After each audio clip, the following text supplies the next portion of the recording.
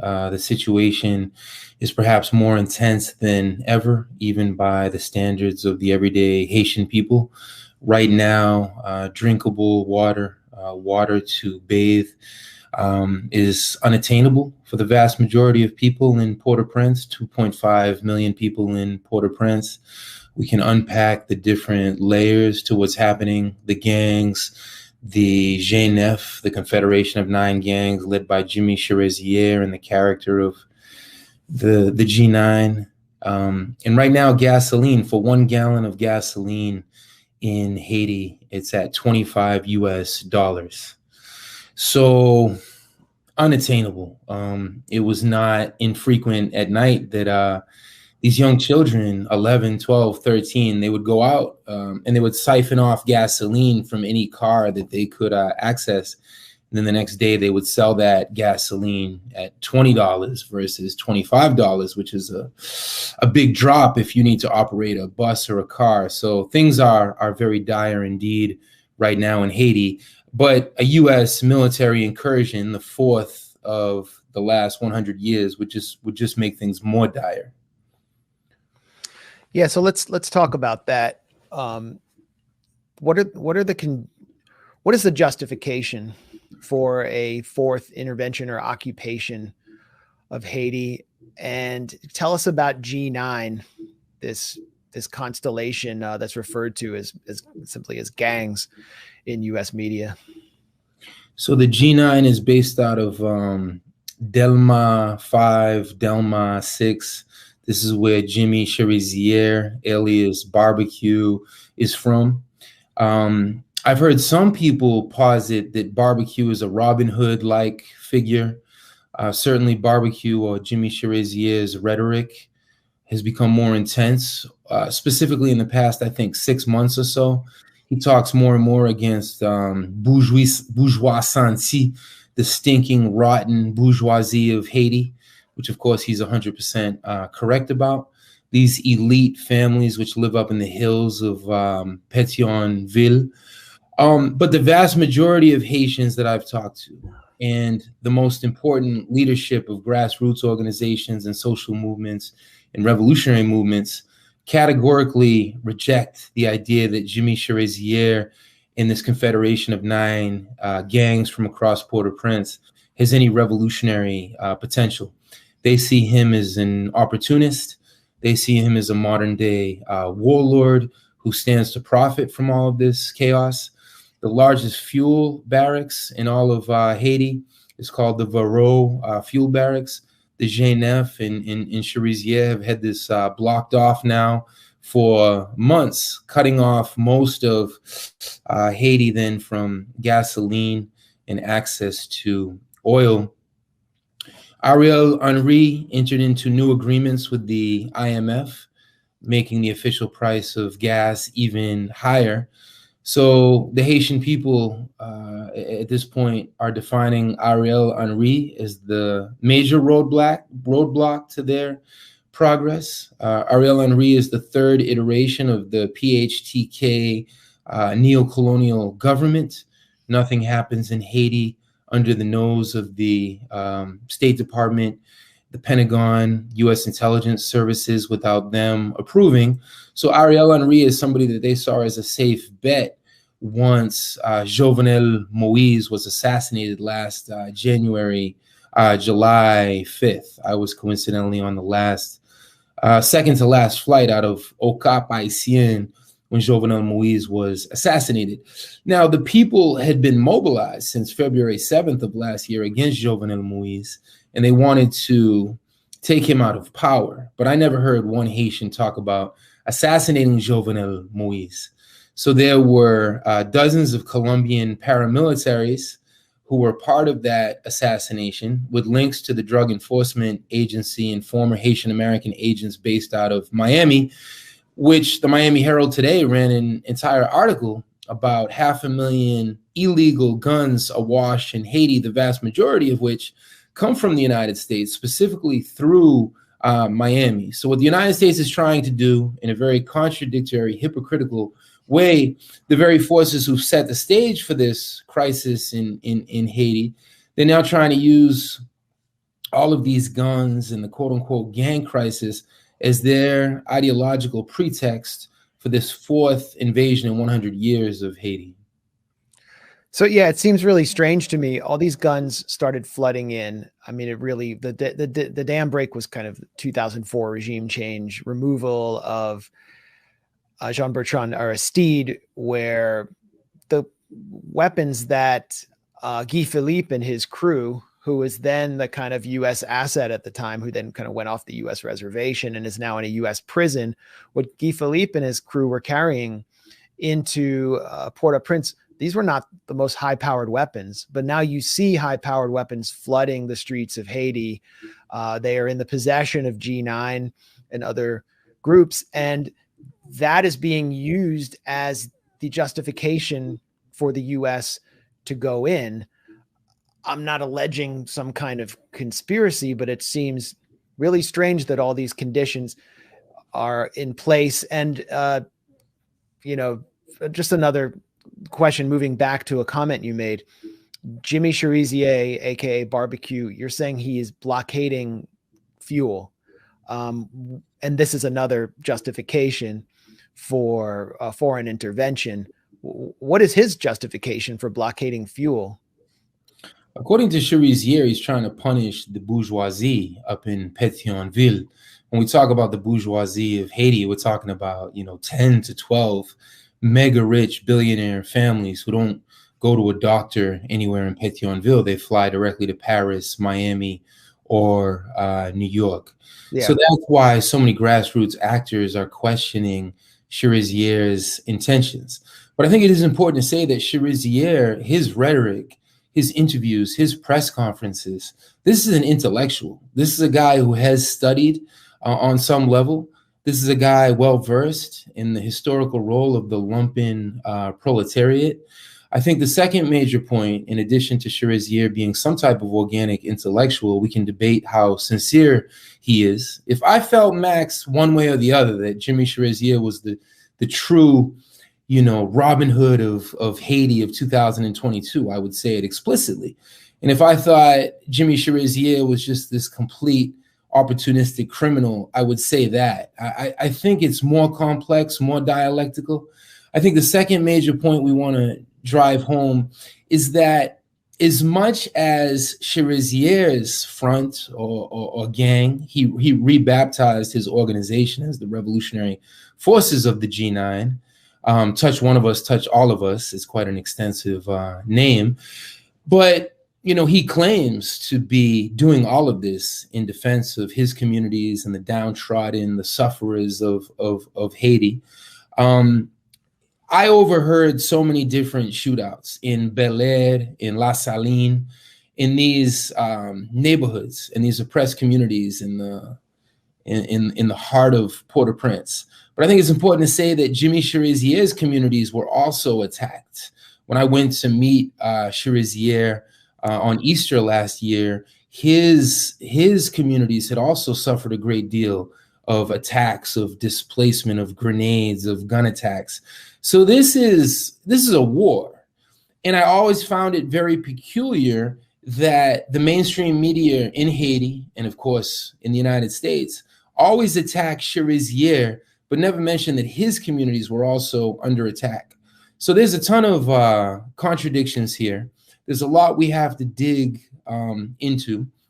I'll also say with the mass movement that exploded last February 7th, 2021, hundreds of thousands, over millions of Haitians in the streets against Jovenel Moïse as a tissu sous blanc, a puppet of the U.S., but I never saw G9 ever march shoulder to shoulder with the everyday people.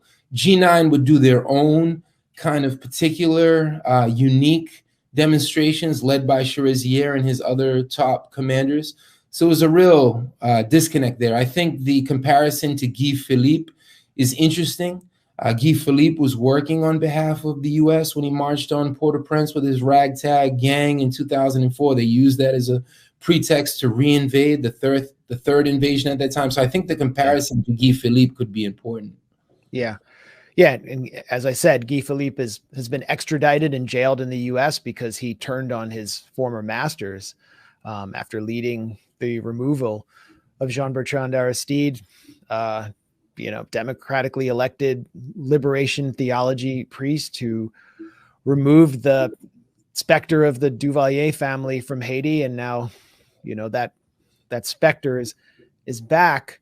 Okay, we have a UN Security Council vote coming up on foreign intervention in Haiti. Will Russia and China step in to block foreign intervention? And what would the consequences of a foreign intervention be? I understand the public, whatever they feel about G9, is pretty united against it. The United Nations at this point, certainly Russia and China will both veto this vote for a fourth U.S. / quote unquote bilateral invasion and occupation of Haiti. Then the U.S. has been trying to use Luis Almagro, one of their favorite títeres or lackeys in the Organization of American States. And at this point, the 23 members of the OAS are very split. The Grupo of Lima is no more. We have progressive presidents, regardless of what critiques we have. There's definitely a new distillation of power and forces in Chile, in Peru, in Honduras, in Mexico, in Argentina, and certainly in Brazil. As of Sunday, we should see a whole new balance of forces across the continent. So they can no longer use the OAS the way they used the OAS to invade Grenada with CARICOM in 1983, when they sent 42,000 U.S. Marines to the Dominican Republic on April 28th, 1965. OAS at this point, people aren't talking about the Grupo de Lima. They're talking about the Grupo de Puebla. And to have López Obrador, who is by no means a revolutionary, but just the fact that he's neutralized U.S. power in their quote-unquote backyard has certainly stuck a wrench into their plans, which then forces them to use CARICOM. And what they're trying to do with the CARICOM nations of the Caribbean is they're trying to deputize Bahamas or another really tiny nation to take the lead, because they want to frame this as multilateral or bilateral, even though it's the same troika of evil, as always, as the Haitians call it, the troika of evil being the US, Canada, and France, always playing this leading role in the occupation and invasion of Haiti, of course, using the UN as a fig leaf or as a multilateral type of camouflage in the OAS. But at this point, it's appearing increasingly difficult. The vast majority of Haitians, of course, remember the 1991 coup against Jean-Bertrand Aristide, which was hatched in Washington and Paris and Miami, and they remember the 2004 coup against Aristide. So the Haitians are saying, how can the very forces most responsible for this disease of neocolonialism pretend to now have the cure? Yeah. Yeah. Well, on that note, and correct me if I'm wrong, when UN so-called peacekeeper troops entered Haiti after the removal of Aristide, many of them were from Brazil, and I think this was authorized by Lula da Silva. They brought with them cholera, dumping their waste into streams around Port-au-Prince, and many Haitian women suffered sexual assault at the hands of these troops. So give us some background on not just U.S. intervention, but international intervention in Haiti. We also have the French, and what this means if Ariel Henry gets his wish.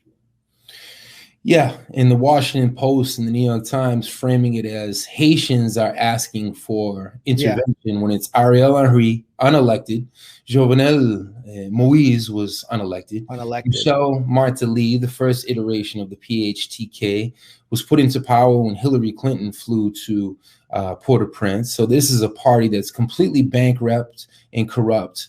It would be translated as the bald-headed party of Haiti. I mean, how does a serious political party call themselves the bald-headed party? Just in that name, you hear how unserious, unprofessional, and amateur they are.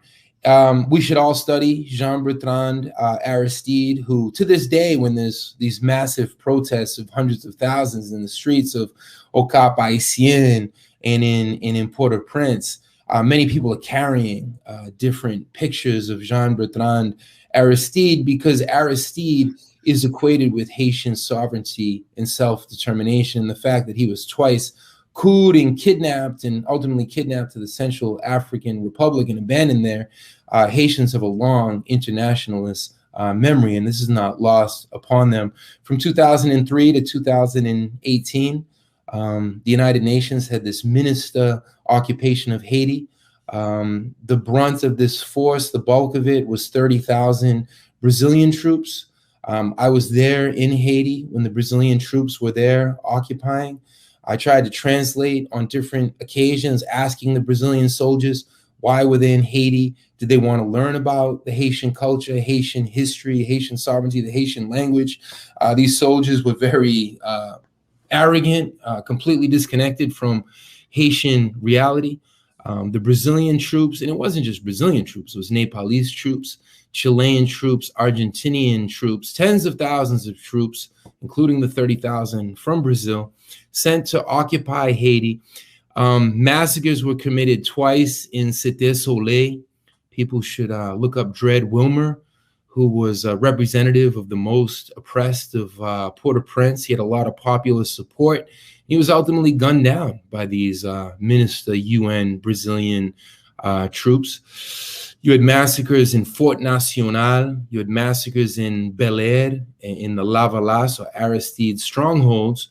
So certainly when we accuse Jimmy Cherizier today of all of these massacres, we need to look no further than the U.S. supported and sponsored troops who carried out these massacres as well. In addition to the cholera epidemic, which has made a big return, there's thousands of new cases being reported because things we take for granted here in the belly of the beast, Haitians right now do not have access to drinking water, to bathe, gasoline, food. There's no mobility in Port-au-Prince. So for Haitians to go out in March is really taking a risk with their lives. But for many Haitians, there's a choice between dying quietly, starving in a passive way, or going out and risking their lives for something that they believe in. So when the US and the Canadians send more tanks and quote unquote anti-riot equipment,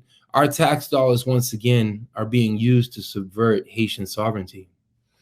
Absolutely. And we also have to remember that anti-riot equipment was sanctioned by the Senate Foreign Relations Committee in the US to the Aristide, the democratically elected administration of Aristide. So now it's the other way around, and for a very good reason. Thanks for that